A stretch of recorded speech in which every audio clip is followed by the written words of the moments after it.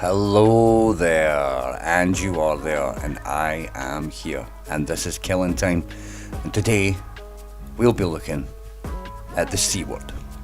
Language. Not that one. Now, when we look at a lot of things, I've always said as well, which I have to hold up the hands and say, you're wrong.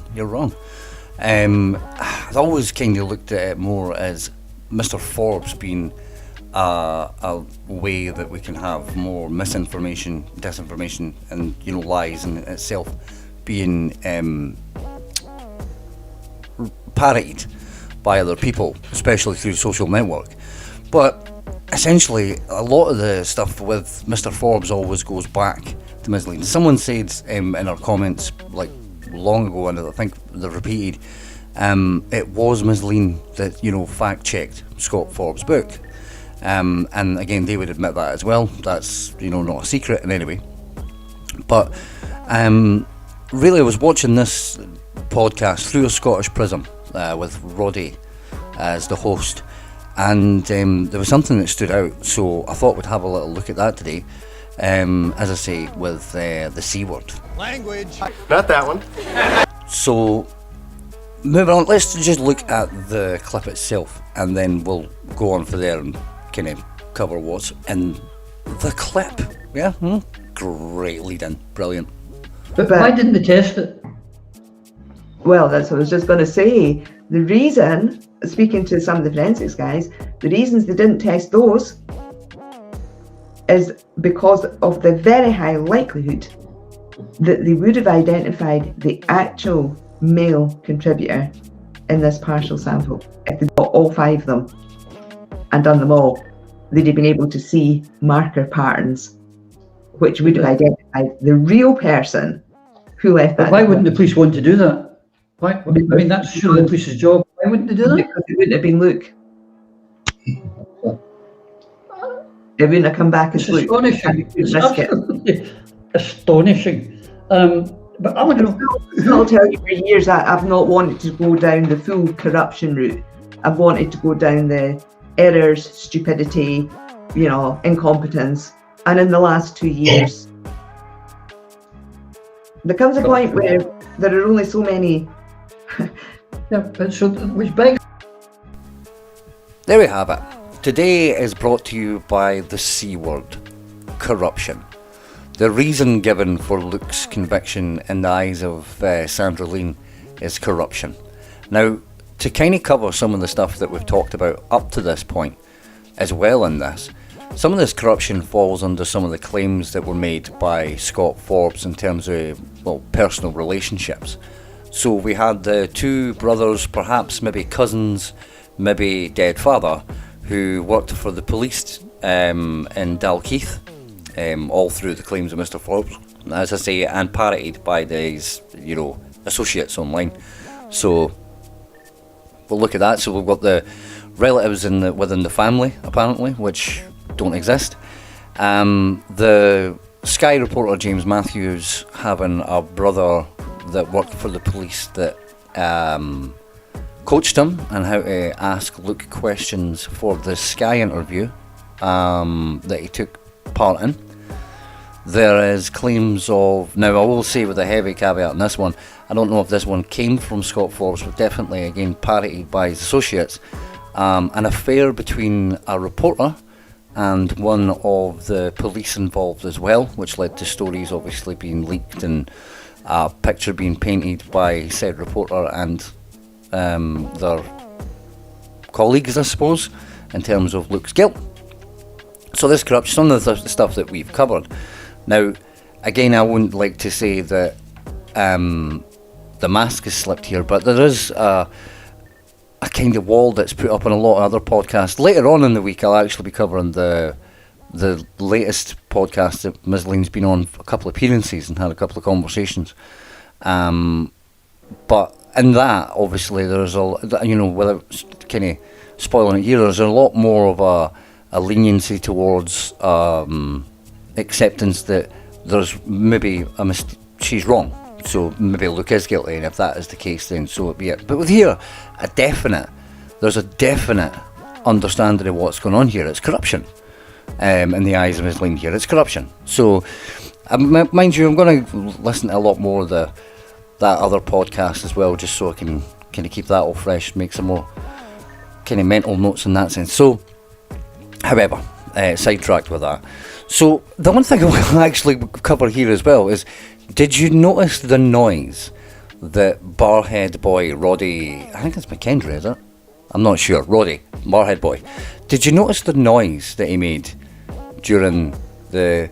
If you didn't, wait a minute. Here it is.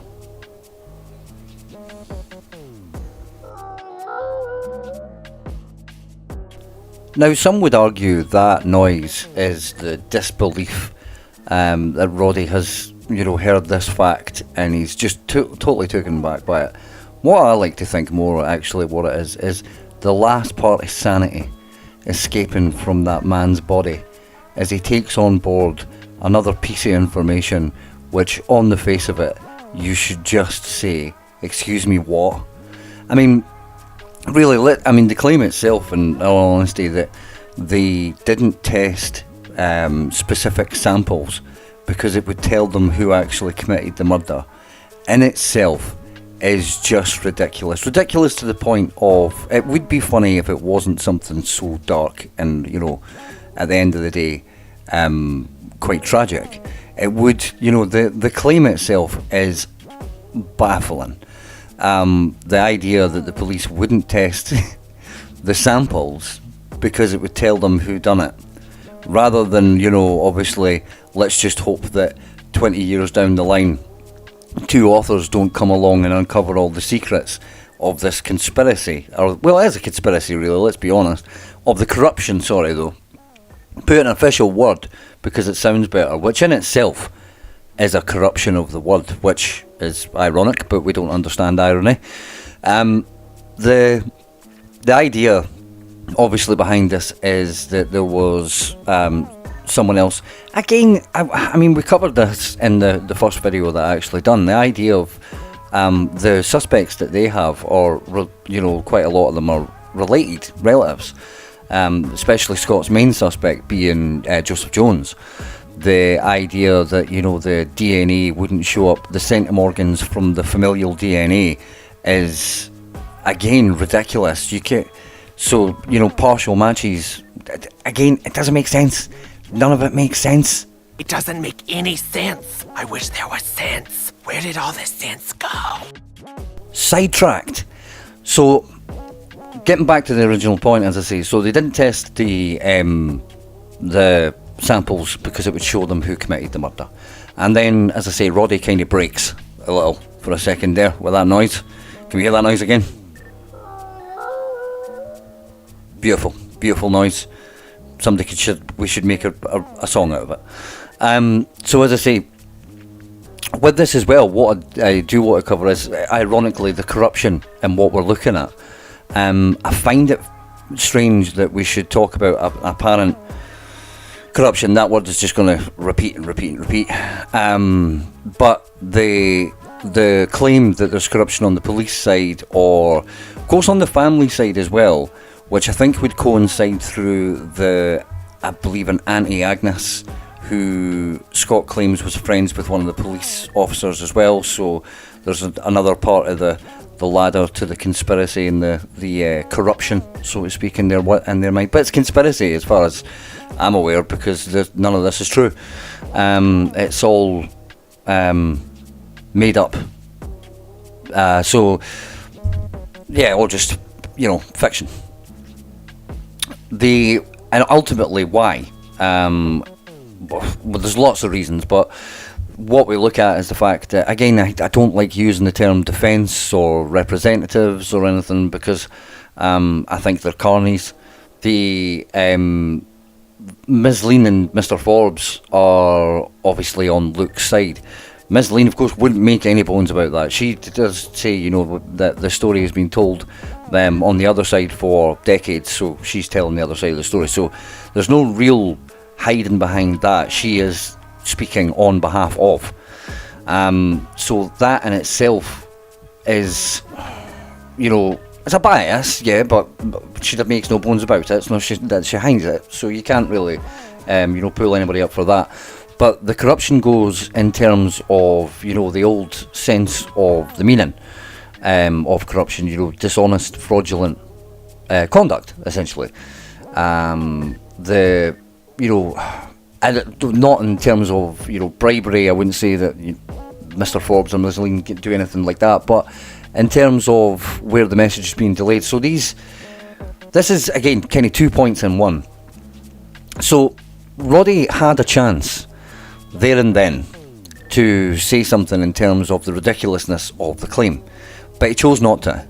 He chose then to lead on to another question, which, again, Ms. Lean didn't actually finish the thought at the end of that clip there, that there's only so many, and then there was nothing, just a blue screen.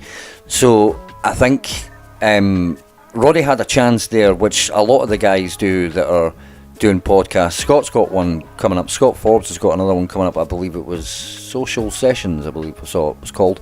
So I'll be looking out for that as well. But the same with Bob, was it Bob Ross? Bob Ruff? I can't even remember the name right now. That True Crime Exposed.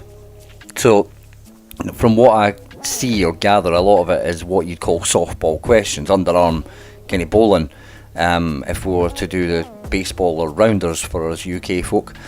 The questions themselves just allow the answerer just to then go through the same kind of stock answers they do.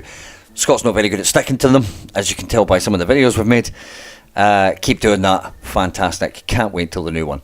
So as I say, Ms. Lean is a wee bit more consistent. Consistency isn't always a compliment. With this one, obviously, there's quite a drastic change in terms of it is corruption, which I find this is why I wanted to talk about it, eye-opening in terms of this one, just so definite. So, what we look at is what responsibility does the person asking the question have? And really, in all these examples, it is that underarm question. You have the opportunity. Don't get me wrong. I mean, at the end of the day, Scott Forbes did come into my comments towards one of the early videos and offer to come on and answer some questions. But let's be realistic. He's not going to answer the questions that I'm going to ask, because I'm going to ask him questions like, why did you lie about relatives being related to the Jones family that work for the police? And he's not going to give me a responsible answer. He's going to either sidetrack it, he's going to, I don't know, maybe even blame the sources of the people that he's had. But at the end of the day, he's not going to answer the question. They wouldn't answer the questions that I had. And again, I wouldn't hold that against them. That's not what they're there to do. They're there to get that easy interview to answer the questions that they want to answer in the way they want to answer it. These guys as well, like, the True Crime Exposed, anyone like the Barhead Boy, 5-0, these guys that, bring these guys on, they're doing it for their, viewers, which is fine, but again, that's, everybody does the thing the way they do it. I find it, questionable that they're not looking into this before they then put their name to it. But there's a lot of people that put their name to a lot of scams that go on in this world and still manage to then go on and make. I mean, look at Logan Paul. That guy's been involved in more scams than you can count good actual business decisions. But yeah, he's still one of the most famous people in the world, and everybody loves him, even after his antics on YouTube. But this is that Logan Paul video, sidetracked. And it's the case a lot with these podcasters that cover these kind of cases, especially in terms of the True Crime Exposed, looking at the feed, the back and forth I've had with some of the followers, even when they disagree about certain cases, adding inside being one. They follow the same pattern of the same, kind of covering the same cases. I do watch a lot of true crime on YouTube, but a lot of it is more story based rather than kind kind of getting into the minutiae, the little bits of it. It's more just a telling of the story itself. But what to then look into the actual event itself, then there's plenty of ways you can do that. Especially if it's an American case, it's even better in terms of, you know, be able to research and find out what's going on. But at the end of the day, that's people's responsibility as well. And it's the responsibility of these podcasters and these people bringing on these supposed experts to interview, to look into some of the claims, and maybe to kind of look at them themselves as well. Because in reality, when I think a lot of these podcasters, and again, maybe it's just me, maybe just my opinion, but a lot of them are more waiting for their turn to talk rather than listen to what's being said. Because if you did listen, a lot of the time you would notice, and look at some of the clips that we found and put in here, the contradiction in terms comes in the same sentence. A lot of the time the contradictions are very, very close together, and it does take someone, this is probably right across journalism in terms of the people asking the questions, it does take someone to kind of stand up and say, but that it just doesn't make sense. Why is that the case here? And, you know, is there any way you can back this up? Or it's just taken at face value, which I find very strange, just because, you know, we got a couple of books on Amazon, really, at the end of the day. Is that what it takes for credibility? Really? Who knows? But this is the C word. This is corruption. And it all stems from here. As I said in a couple of the other videos, a fish rots from the head.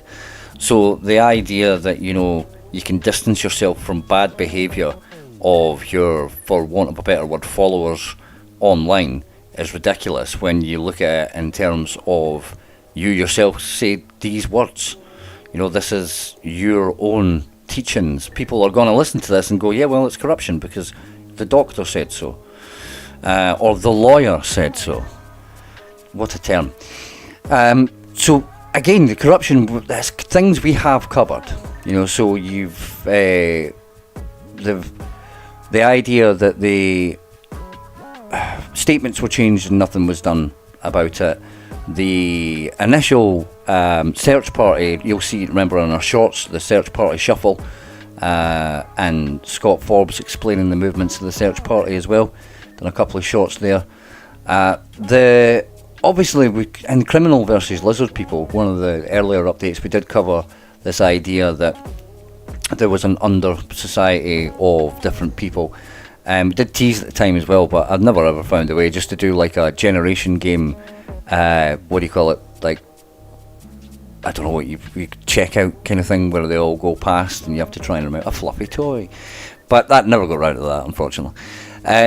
But obviously the cops that were related to the family, the statements from the dead people, you know, that's the corruption involved, and the statements. I mean, no, I'm not even going to put any.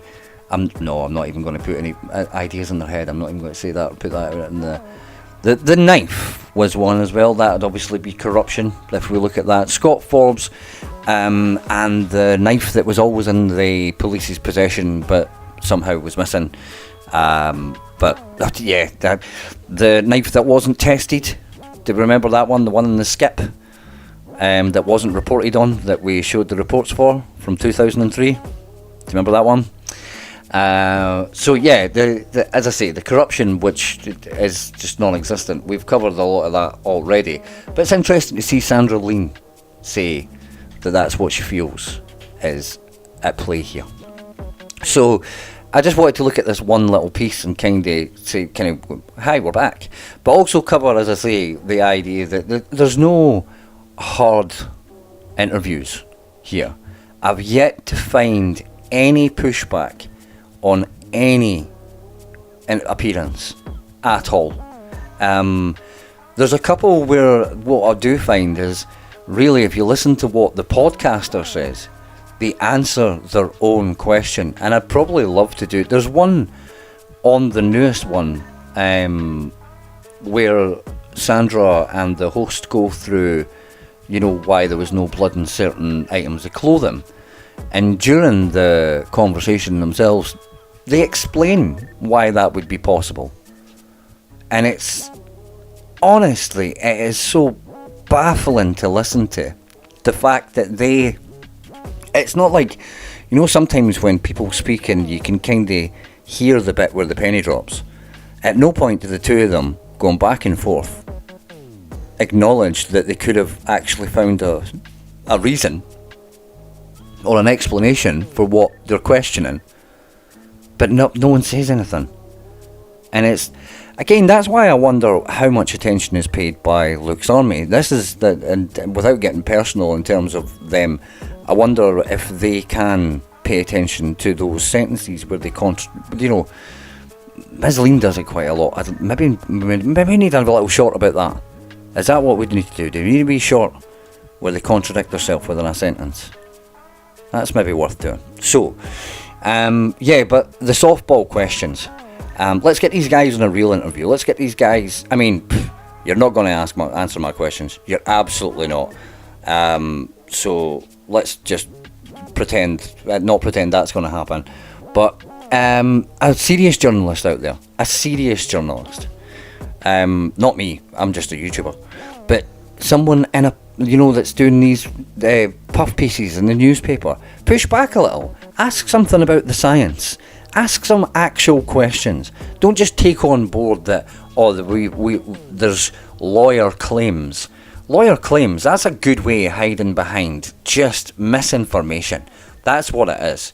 It's a brilliant kind of legal loophole that just is essentially, guys, just hold on a minute. Some of this might be absolute pish. You said a bad language word. But as I say, they'll never answer the question. And I've asked loads of questions on these videos, these updates. I get duly ignored because at the end of the day, they don't like, me arguing against it. They never have. These people as well, like, not Mr. Forbes and Ms. Lean in general, but they do, make a habit of trying to get everything shut down, which it speaks volumes in itself. Why are you trying to get it shut down? The dislikes on videos, the comments, fabricating stuff for corruption, ironically, of my videos, to, set their agenda, so to speak, to use some words. I mean, a lot of these people I don't agree on, like, on other, on other matters, whether it be political or whatever the case is. I know that from obviously some of the opinions that they've shared, so I make no bones about that.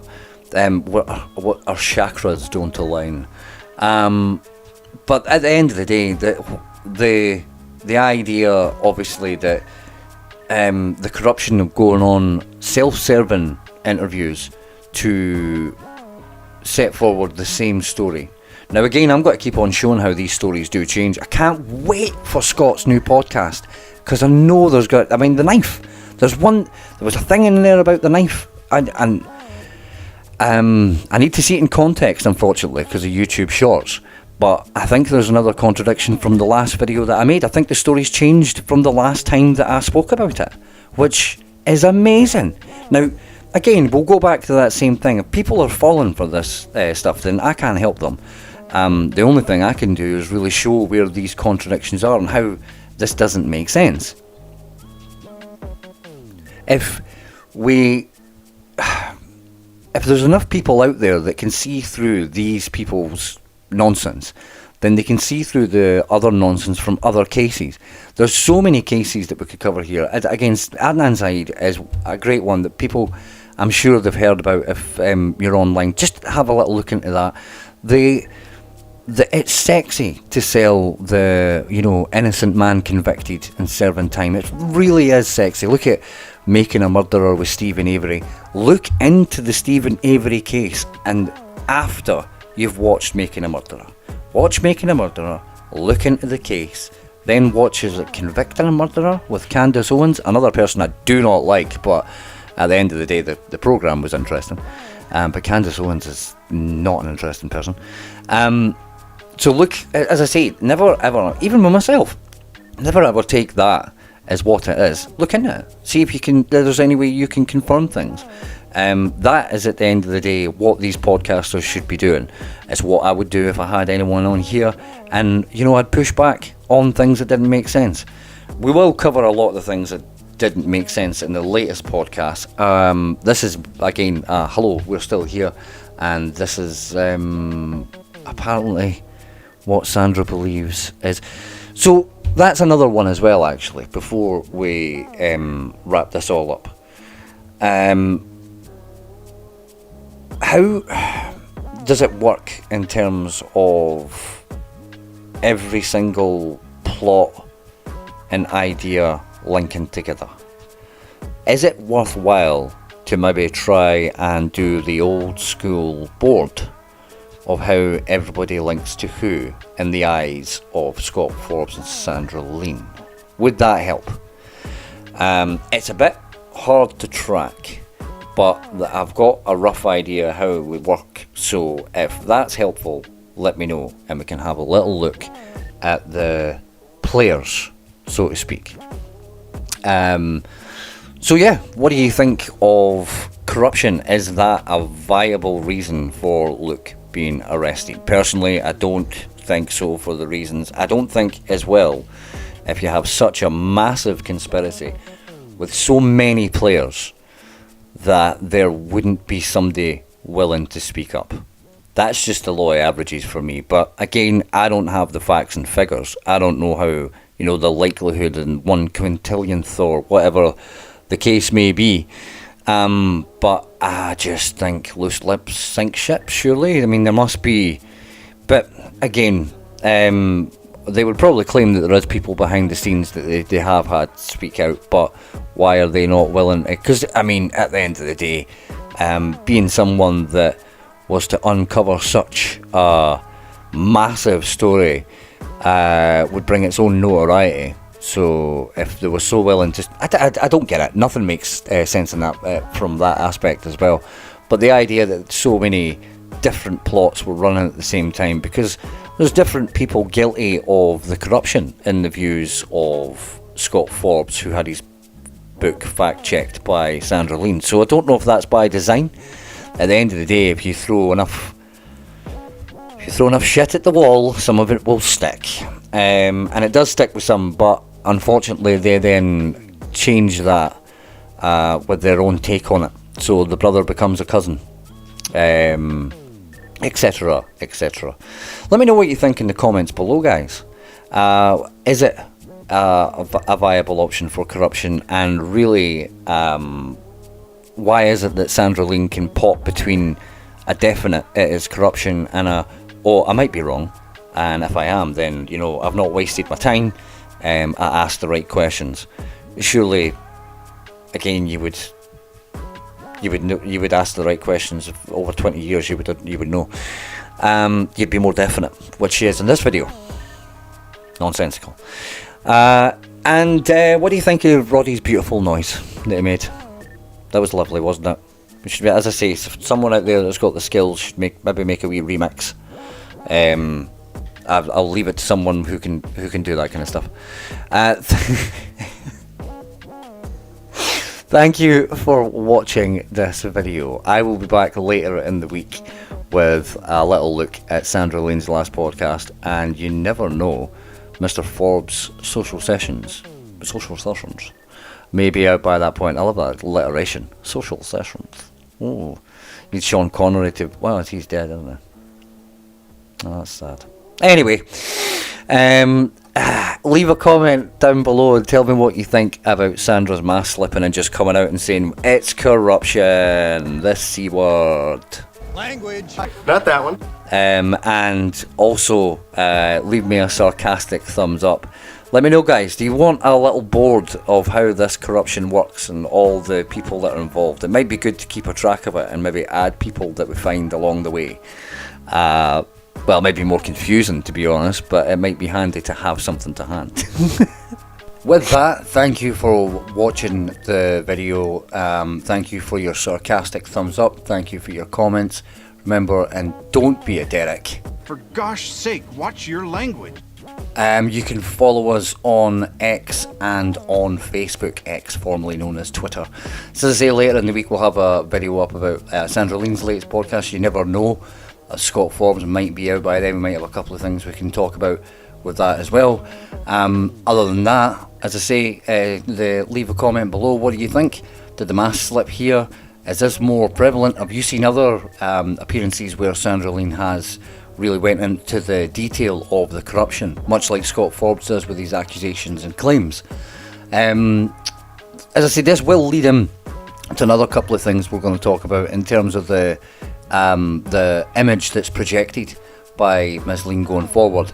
This is a definite sign, obviously, that there's more to it. So let's cover another couple of things, and we'll probably come back on everything as well with another video. But through some shots and through some clips, I'm sure it'll be evident as well to anyone who's willing to pay attention. So again, one more time, leave a comment below as to what you think with all of this, really, and all this madness. What do you think of Roddy's noise? Well, that was beautiful, wasn't it? I'll put it to song. What do you think of the difference in explanation between the two who fact check each other? Well, enjoy the rest of your day. Bye.